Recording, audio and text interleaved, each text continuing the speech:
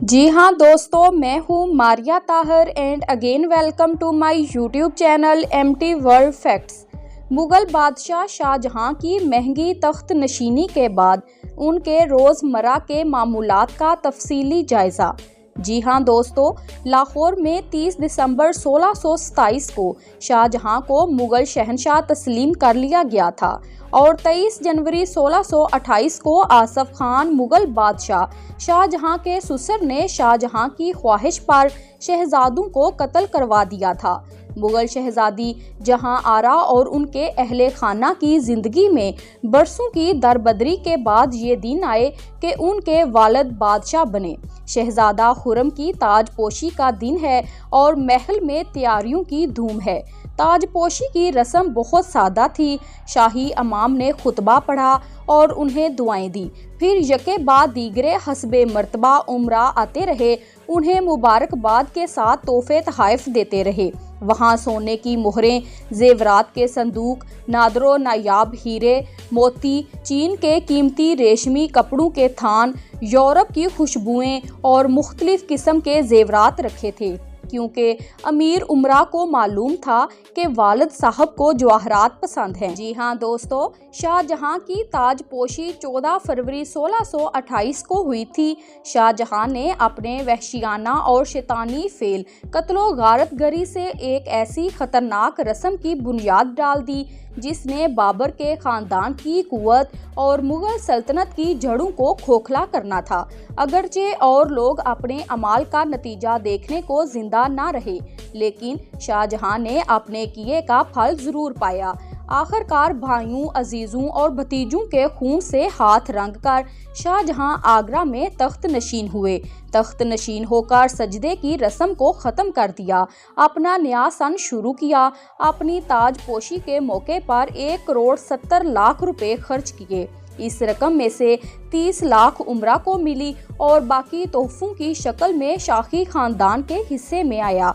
नूरजहां के लिए 2 लाख रुपए की सालाना पेंशन मुकर्रर कर दी गई। शाहजहाँ तुलुए आफ्ताब से 2 घंटे कबल बेदार होते, खुद वजू करके खलवते गाह से मुत्तसिल मस्जिद में फजर की नमाज सुन्नत और फिर नमाज फ़र्ज अदा करते। इसके बाद दुआएं और वज़ाइफ अदा करते और इस तस्बीह ख्वानी से फ़रागत के बाद हरम सरा में आ जाते थे।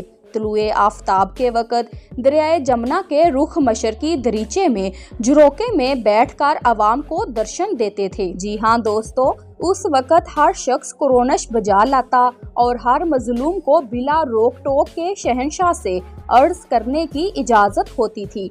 फिर झरोके से उठकर दरबारे खासो आम में आ जाते और इस ऐवान के दरवाज़ों पर हैबतनाक दरोगे पहरे पर मौजूद होते थे, जो बगैर किसी इजाज़त के किसी फर्द को अंदर नहीं जाने देते थे।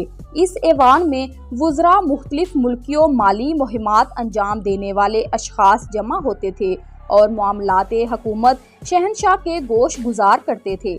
जी हाँ दोस्तों, इन अमूर की अंजाम दही के बाद सूबेदारों की दरख्वास्तें देखना होती थीं और इन दरख्वास्तों पर मोहर सब्त करना होती थी। इस ऐवान में 5 घड़ी क़याम के बाद उठकर नशीमन चले जाते, जहां मकरबों या उमरा के सिवा किसी को आने की इजाज़त नहीं होती थी। यहाँ दीवाने माले खालसा, महलात की आमदो खर्च की तफसील और जागीरदारों की तनख्वाह का हिसाब शहंशाह को पेश किया जाता था। जी हाँ दोस्तों, यहाँ आपको बताती चलूँ कि इन अमूर की अंजाम दही के बाद जवाहरात देखने, गाना सुनने या तामीरात के मुख्तलिफ अहकामात जारी करने में वक़्त बसर होता था। इसके बाद शाहजहाँ शाह बुर्ज में चले जाते, जहाँ निशिस्त महज 4 या 5 घड़ी होती थी। शाह बुर्ज में शहजादे या वज़ीर आज़म ही मुलाकात कर सकते थे। दोपहर 12 बजे महल सरा में आते और खाना तनावल करने के बाद कैलोला और कैलोला के बाद नमाज़े ज़ोहर की अदायगी होती थी। ज़ोहर के बाद मलका मुमताज़ महल के ज़रिए से बेवा और बेसहारा ख़वातीन की अमदाद करनी होती थी कि उन्हें नकदो जिन्स या अराजी अता की जाए। जी हाँ दोस्तों, नमाज़े असर के बाद नशीमन जाना होता था और नमाज़े मगरिब से 4 घड़ी बाद तक उमूरे दीनो दुनिया में वक़्त सर्फ होता था।